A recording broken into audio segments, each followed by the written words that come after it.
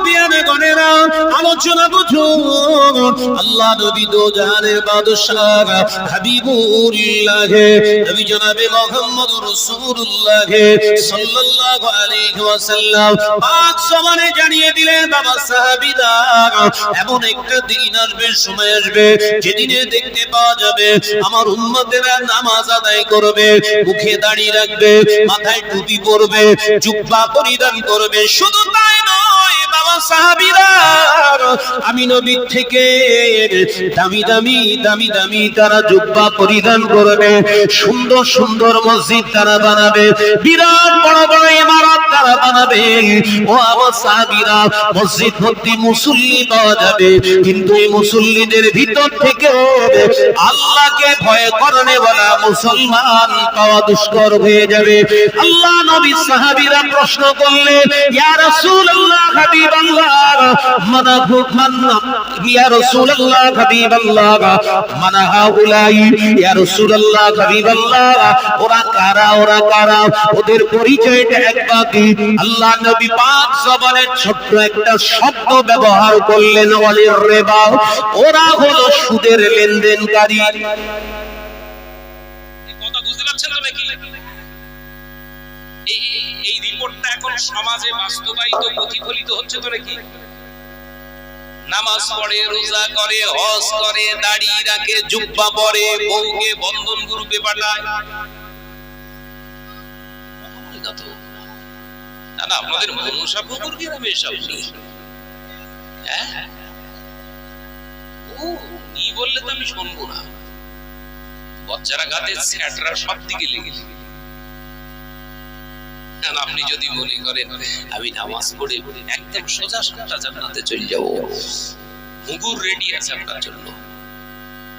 Ready আছে, শুধু 6 মারবে। কথা বুঝছেন না? শুধু 6 হবে। অর্থাৎ নামাজ পড়ার আগে প্রথম শরীয়তের শর্ত হলো আপনাকে কালেমা পড়নে ওয়ালা একজন মুসলমান হতে হবে, ইমানদার আপনাকে হতে হবে।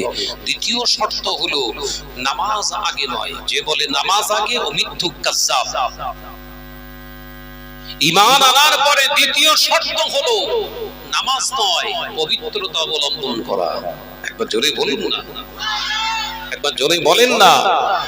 পেশাব করেছেন, ইস্তেঞ্জা করেছেন, পায়খানা ফিরেছেন, গোসল বানিয়ে নিয়েছেন, ওযু বানিয়ে নিয়েছেন, শরীর পাক, কিন্তু দুপুর বেলা যে সুদের টাকার ভাতটা খেলেন, 1000 বার যদি আপনি গোসল করেন পারত? এই ফতোয়া কোনো পরিষ্কার দিতে চাইছে না, মুরিদ কমে যাবে। বুঝছেন দেখি, সুদের খানা দুপুর বেলা কলিকে ভর্তি করে খেলেন, কলিকে ভর্তি করে খেলেন। বিশ্বনবী বললেন, এই সুদখোর হারামখোর যখন হারাম খায়, ওই হারাম খানার কারণে 40 দিন ওর জবানের দোয়া আল্লাহর দরবারে আর কবুল হবে না। কিরাম হারাম খেয়েছেন? সুদের খানা খেয়ে ফেলেছেন। কিরকম হারাম? জিনা করতে অত্যন্ত অভ্যস্ত, প্রচন্ড জিনা করতে ভালোবাসে, এইরকম ব্যক্তিকে যদি বলা হয় 1 লক্ষ টাকা দেবো তোর মায়ের সঙ্গে জিনা কর, করবে? কথা বলছে না কেন? করবে? করবে না। বিশ্বনবী বলেছেন যে সুদের টাকা খায়, সুদের খাবার খায়, 1 টাকা পরিমাণে যে সুদের টাকা খেয়েছে, ওর নামায় আমলে 36 বার নিজের গর্ভধারিণী মায়ের সঙ্গে জিনা করলে যে গুনাহ হয়, ওই সুদখোরের নামায় আমলে ওই মুহূর্তে সেটা লেখা হয়। একবার জোরে বলুন নাউজুবিল্লাহ। জোরে বলেন না। আমি যখন টাইটেলে পড়ছি ফার্স্ট ইয়ারে, এই হাদিসটা আমাদের টাইটেল ফার্স্ট ইয়ারে এখনো মনে পড়ে আমার। বুখারীর আউয়ালে আমাদের এই হাদিসটা পড়েছিল, পরীক্ষার খাতাতে লিখতে হয়েছিল সুদের ভয়াবহতা। আজকে প্রতিটা মুসলিম ঘরে ঘরে মেজরিটি সংখ্যক সিংহভাগ সুদের আওতাভুক্ত হয়ে গেছে। মসজিদ বানানোর কম্পিটিশন চলছে, মাদ্রাসা তৈরি করার কম্পিটিশন চলছে, ছেলেকে আলেম হাফেজ বানানোর কম্পিটিশন চলছে। মাশাআল্লাহ, খুব ভালো জিনিস। সুদ যদি বন্ধ না করেন, হাজার আলেম আপনাকে বাঁচাতে পারবে না। কথা বুঝছেন? সুদের এই পরিকল্পনা আমাদের প্রতিরোধ করতে হবে।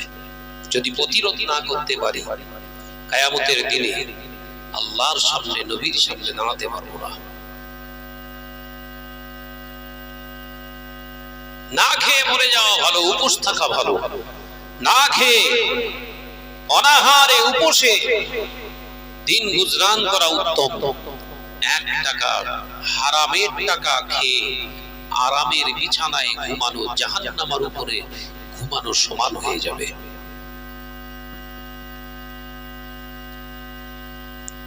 খেয়াল করবেন, সেই আয়াতে কারিমা রেখেছিলাম, আল্লাহ বললেন, ওমা খালাকতুল জিন্না ওয়াল ইনসা ইল্লা লিয়াবুদুন। তোমাদের পাখাও মারার জন্য দুনিয়ায় পাঠাইনি, কেবলমাত্র অনলি ফর প্রেয়ার মি, কেবলমাত্র আমার ইবাদত তোমরা করবে।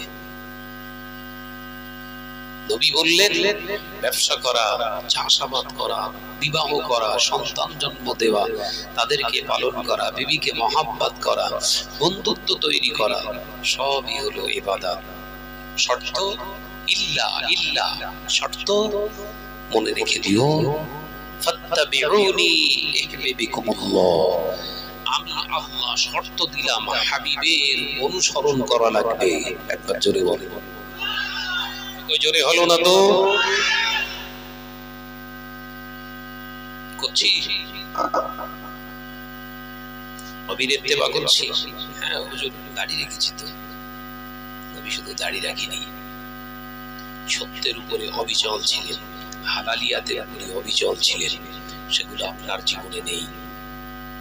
মিষ্টি খাওয়া শুধু সুন্নত নয়, দাড়ি রাখা শুধু সুন্নত নয়, মাথায় টুপি দিয়ে ঘোরা শুধু সুন্নত নয়, জুব্বা পরা শুধু সুন্নত নয়, সত্য কথা বলা রাসূলের সুন্নাত, পরনিন্দা থেকে জবানকে সেভ রাখা রাসূলের সুন্নাত। এগুলো আদায় করেছেন। ওজন্য আমার সঙ্গে না সবার খাপ খায় না, আমার সঙ্গে না সকলের খাপ খায় না। তার কারণ মিথ্যুকদের সঙ্গে আমি সম্পর্ক রেখে চলি না। খারাপ মানুষ, অত্যন্ত খারাপ, আমার নামে প্রচার করা হয়, কোরআন তেলাওয়াত করতে পারি না। আল্লাহ শুকর, ও আসলে ওকে ভালো করে কোরআন শিক্ষা দিতে পারবো আমি। কথা বুঝতে পারছেন না? যে বলছে পারে না, এ ডাকবেন, ভালো করে কোরআন তেলাওয়াত শেখাবেন। ভাইরা, নজনেরা, যুবকেরা, ছেলেরা, বাচ্চারা, পর্দানাশীরা, মা ও বোনেরা, আল্লাহ নবী তো জাহানের বাদশাহ হাবিবুল্লাহকে, নবী জনাবে মুহাম্মদুর রাসূলুল্লাহকে সাল্লাল্লাহু আলাইহি ওয়াসাল্লাম পাক জবানে জানিয়ে দিলেন, ও আমার সাহাবীরা, শুনে রেখে দাও, জেনে রেখে দাও, উম্মত নামাজ আদায় করবে, রোজা আদায় করবে, হজ আদায় করবে, যাকাত আদায় করবে, কিন্তু উম্মত সুদের সঙ্গে যুক্ত হয়ে যাবে, অতপ্রতভাবে যুক্ত হয়ে যাবে, সুদের কারবারিদের সঙ্গে সম্পর্ক করে ফেলবে। ও আমার সাহাবীরা, ওই সময় আমার উম্মাতিরা ইহুদি নাসারা, বেদিন বেঈমানদের অনুকরণ করতে শুরু করবে। ইহুদি নাসারারা যেমন করে খায়, তারা তেমন করে খানা খাবে। ইহুদি নাসারারা যেমন করে চলাফেরা করে, তারাও তেমন করে চলাফেরা করবে।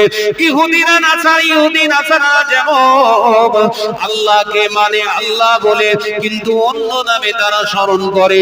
শুনে রেখে দাও, এমনও দিন আসবে আমার উম্মাতিরা আল্লাহকে আল্লাহ বলে মানবে, কিন্তু আল্লাহর হুকুমগুলো তারা অগ্রাহ্য করবে। ও বাবা, বাবা সাহাবীরা শুনে রেখে দাও, মদের রমরমা বাজার চলবে, ঘরে ঘরে পরকিয়া শুরু হয়ে যাবে, রাস্তাঘাটে নির্লজ্জ হয়ে যাওয়ার কারণে রাস্তাঘাটে কি মুসলমান কি হিন্দু জৈন খ্রিস্টান আল্লাহ নবী সকলের দিকে খেয়াল করে বললেন, রাস্তাঘাটে জন্তু জানোয়ারের মতো তারা জেনা ব্যভিচার করবে। ও বাবা সাহাবীরা শুনে রেখে দাও, জেনে রেখে দাও, ওই সময় ইহুদি নাসারা বেদিন বেঈমানের উপরে এরা নির্ভরশীল হয়ে যাবে, এদের নেতা বলে তারা মেনে নেবে। ওই জন্য আল্লাহ জালেম শাসক পাঠিয়ে দিয়ে ওই বেদিন বেঈমানদেরকে মুসলমানদের নেতা বানিয়ে দিয়ে আমার আল্লাহ এই উম্মত গুলোকে পেটাতে থাকবে।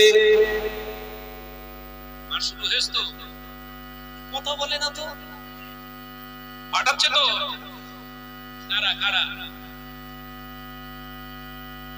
দাদা দিদি চেয়ারে ঠান্ডা করে বসে থাকে আর মোল্লা মোল্লাই লাগিয়ে দিয়েছে। কি কথা বলছেন না কেন? পার্টির কথা বলি না আমি, জানেন তো আমি রাজনীতির আঙিনায় থাকি না। কলেজ লাইফ থেকে ক্যালকাটা ইউনিভার্সিটিতে যখন পড়ছি তখন থেকে ঘৃণা করি রাজনীতির আঙিনা। রাজনীতিতে আলহামদুলিল্লাহ খুব ভালো জিনিস, কিন্তু এখন যেটা রাজনীতি নাম দিয়েছে এটার নাম আসলেই কিন্তু নোংরা নীতি। এটাকে রাজনীতি বলা অত্যন্ত খারাপ, এটা তো রাজনীতি না, এটা হচ্ছে নোংরা নীতি। রাজনীতি তো ভালো।